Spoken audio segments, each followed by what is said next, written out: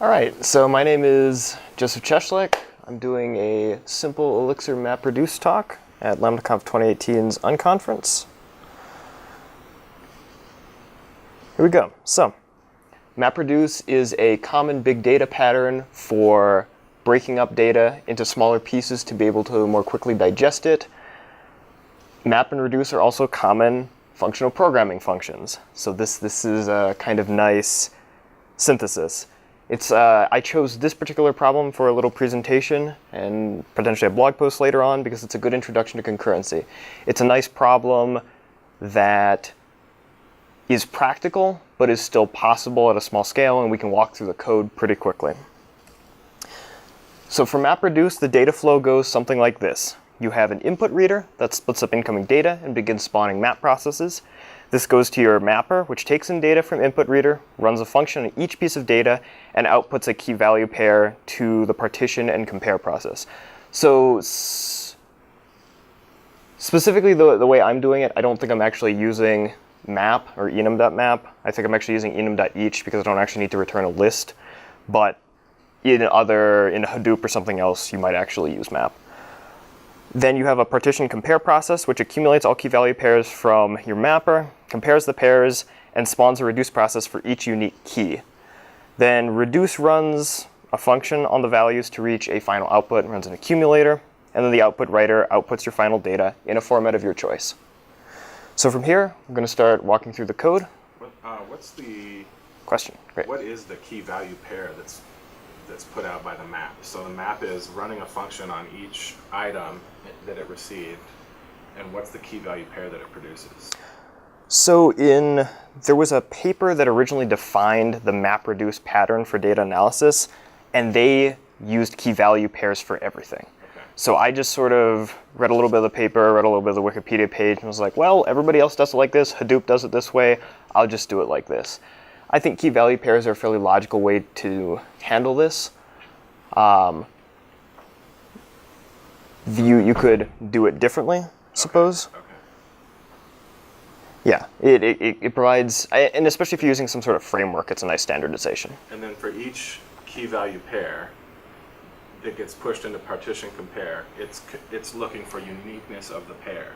So it's looking for uniqueness of the key. So in the example that we're going to be walking through, it's a word count example, which is sort of the classic hello world for MapReduce. Oh, okay.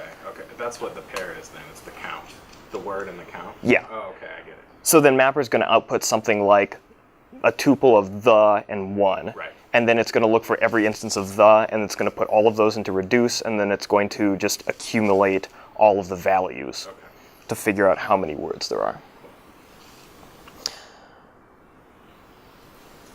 So last night I read there was a talk in here at 11. Yes, that's me. That's you. Which one were you looking for? Well, I thought it was the good and the bad. Well, what parts of, I guess, Scala, I think there was Scala to avoid. Let's see. Which, what monads to use. Functional programming is flat. That there are things to avoid and things to, use. I don't think that's me. I mean, this is Unconference. Yeah. I know. Yeah. It was for unconference. Okay, I'm not sure. I don't see. Yeah, somebody may have canceled something. I know I talked directly to Jimmy since we're friends and he does the schedule. And he was like, yeah, we'll put you right in after my other friend who just did his talk. Okay. And you're talking about Elixir and MapReduce. Yeah. Yep. Elixir MapReduce. Cool. Okay, well, sorry about it. Good luck. No problem.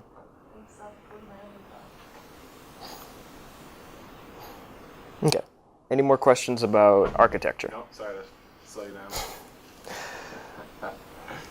Got plenty of time. Yeah. Okay, so here we have the main module, which is also the parent process. So your input, you can do imports in a couple of different ways in Elixir. I'm using require so that you can do the name of the module dot something else. So you have qualified imports to make it easier to read, make it obvious where functions are coming from. When you require them into the module like this, is it like a mix-in kind of? Or no, it's just the requires are inside of the def module? Yes. Does that add anything to the module, or is it just saying that you're going to be using those in here? I think it just says that you're going to be using them. Okay. And then you can do, I don't remember what the other kinds of imports are because I don't use them anywhere, but there are, I think, 1 or 2 other ways to do it. And so I think there's a way you could do it. So instead of doing input reader.reader, I think you can just do reader. Okay. But for readability, I did it like this. Yeah. Yeah, so then you have a main function which takes in arguments from the command line. Your arguments get piped into another function. The pipe operator works very similarly to Bash's pipe. And then parseargs kind of goes through. There's a function for option parser. Yeah, these, I'm only importing things that I wrote myself. The others that are in this import style are built-in functions to Elixir. And then we have one switch that we're looking for. We're looking for file. So just when you run it, it's like /MapReduce space -- file equals whatever your file is. And we're telling it that we're looking for a string. And then from there, we take our arguments that are parsed and we put them into the pipeline. If there aren't any, this is similar to Haskell where you can just have multiple functions and it'll fall through, kind of like a case statement. It'll just pattern match.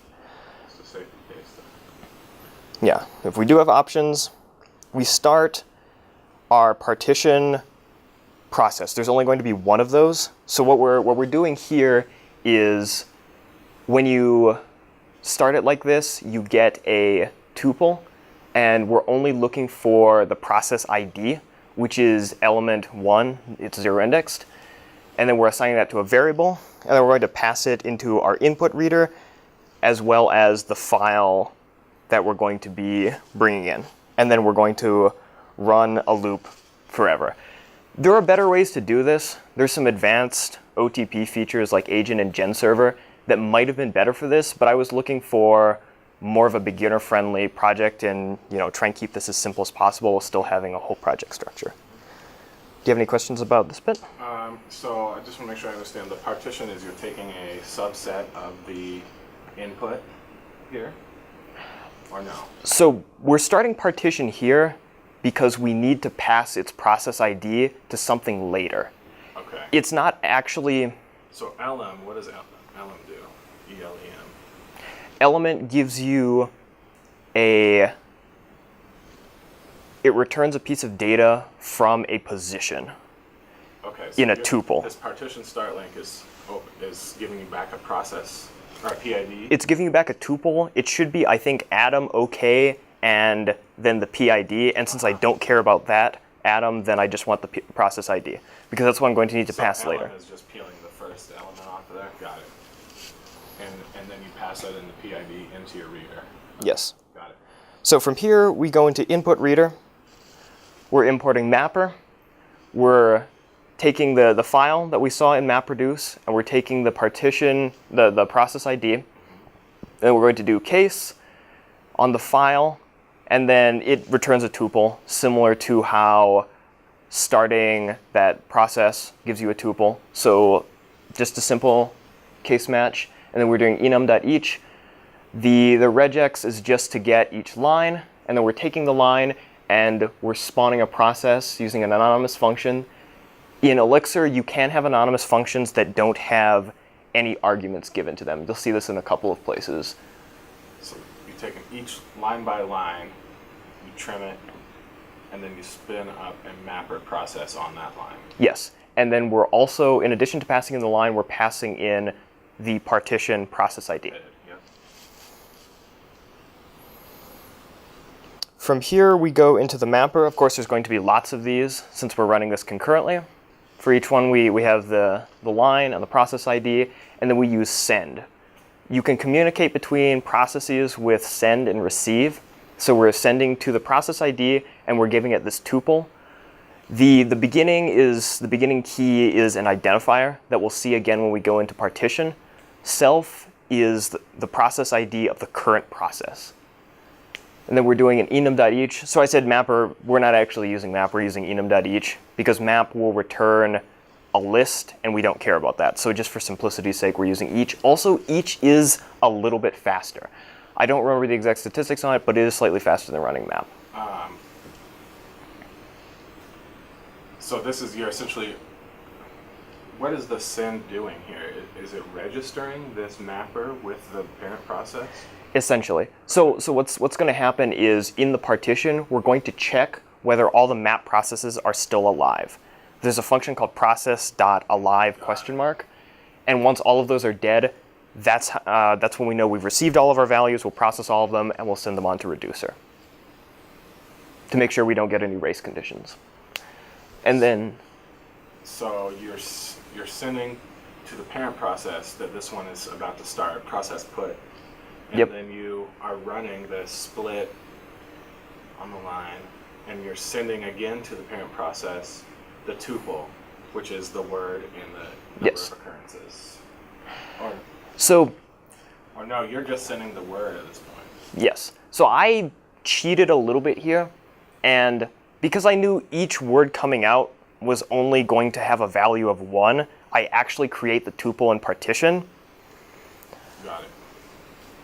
It works for the example, and you see most of the idea, but this little bit of the abstraction isn't quite there. Okay. Yeah, and here we see an anonymous function that does have an argument. Yeah. Cool. Yeah. We've had several interruptions already. Yeah, here we get into the partition module. So we're doing some imports here, and then we have a start link. So there's a difference between start and start link. If you do,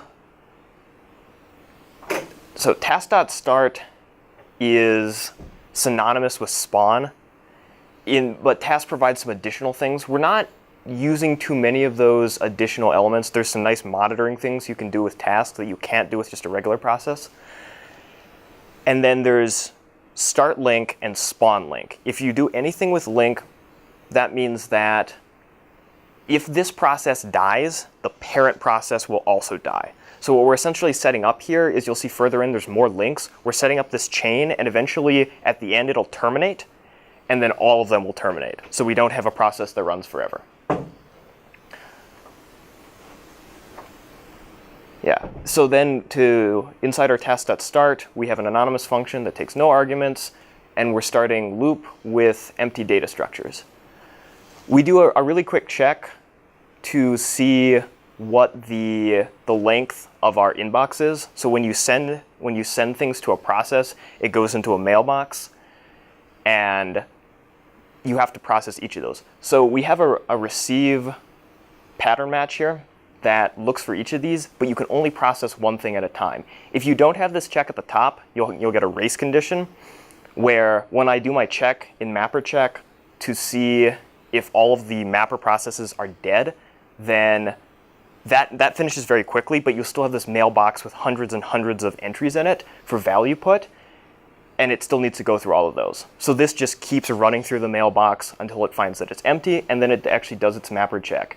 We do some quick keyword deletes here to get rid of either the mapper will return like empty space and some other things, so we just kind of strip those out so your output is nicer. And yeah, we do an enum.filter to check whether processes are alive. And then we use enum.unique to get unique values for comparison later on. I see. So in the last slide, I was like, oh, you're sending the number of occurrences in the word. You're not. You're just sending a message every time it sees the word, and the tallying is done here. Yes. Okay. Tallying is done here.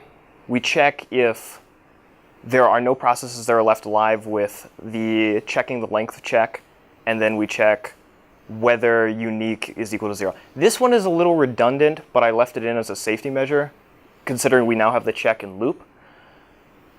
Haven't changed that.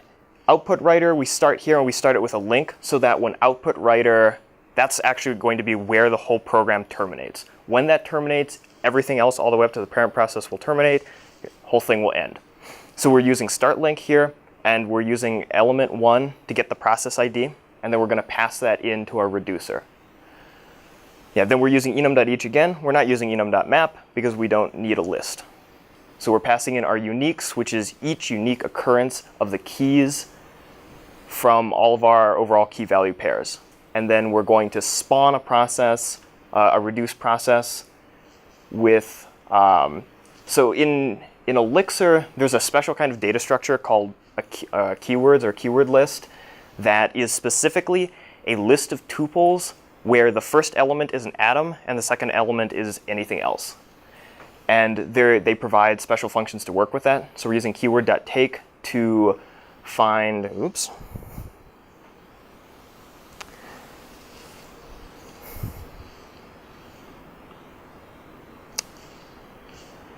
We're using keyword.take to find instances of, or all instances of unique. So it'll just go through and look for all of the keys. And then we're turning it into a list because reducer.reduce takes in a list as its type signature. And then we're passing in output.writer, the PID. From there, we go into reducer. This one's pretty short. There's going to be a bunch of these processes running concurrently.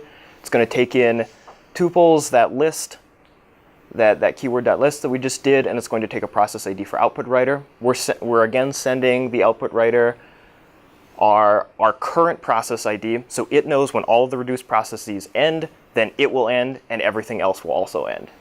Then we do a quick pattern match to see, did we send an empty list, which would be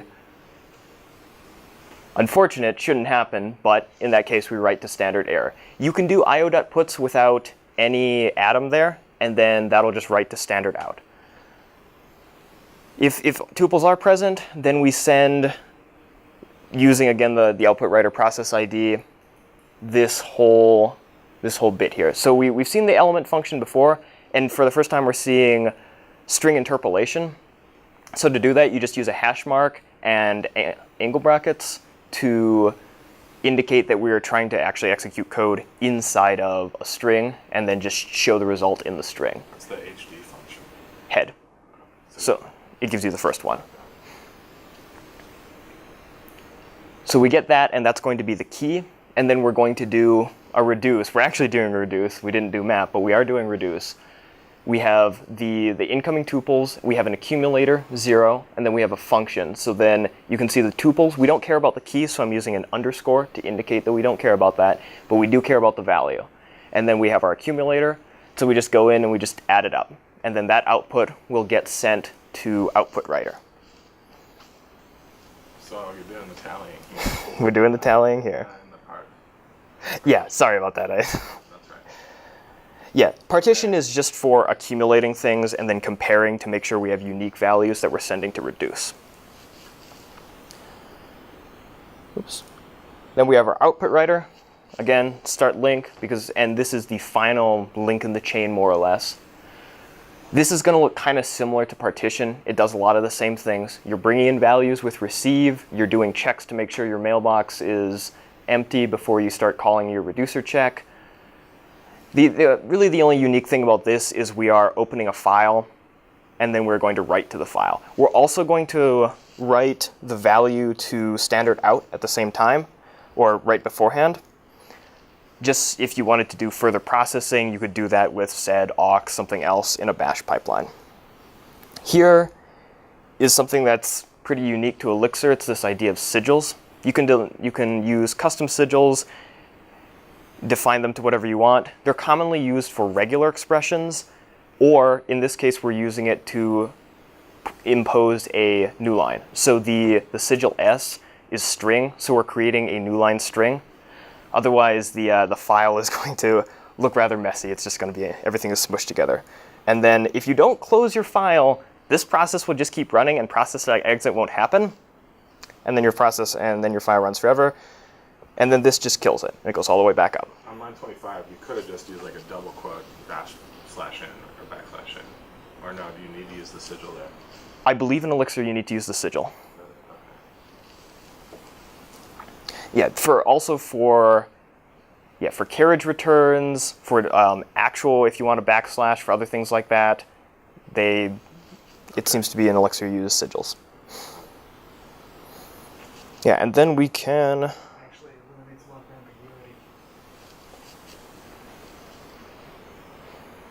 Yeah, that would make sense why they did that. I don't know if Erlang has anything like this.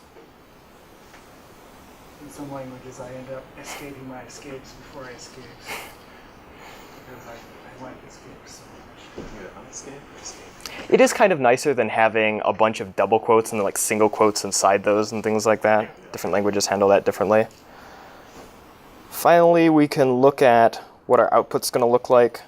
So I've already compiled this. The actual compilation is mix escript.build, which shouldn't really do anything. And then I can just get our compiled file. Of course, I'm not committing this to Git. It's in our git ignore. And then we see our command line argument. We should just run that. And then we see at the end it exits. And we can look in output. Let's go all the way up to the top. Wait, actually, it's probably easier to look at the end. So we see a prudent 2 here, and we see a prudent 2 here. So our output on the command line and our output in our file match, and we're all good, and our process ended. Does anyone have any questions?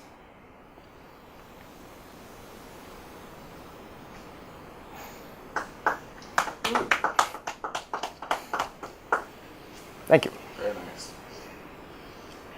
And we're about on time, too. How long have you been writing Elixir?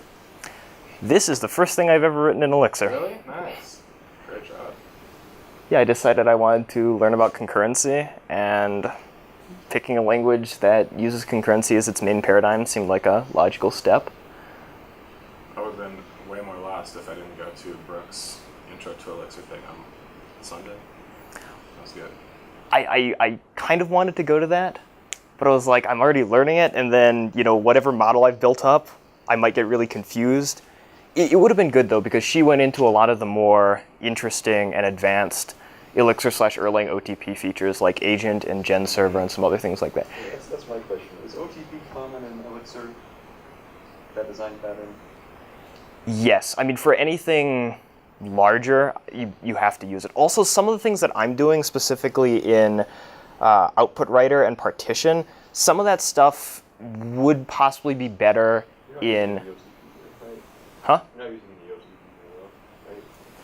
So the actual OTP stuff, as far as I know, happens on the Erlang side after you compile your Elixir.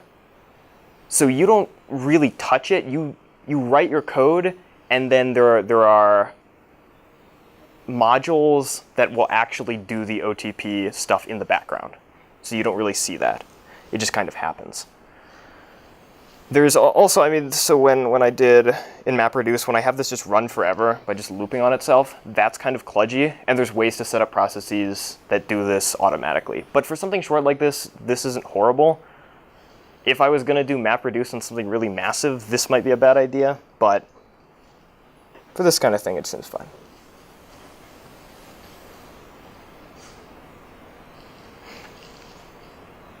Thanks. Cool. Thank you.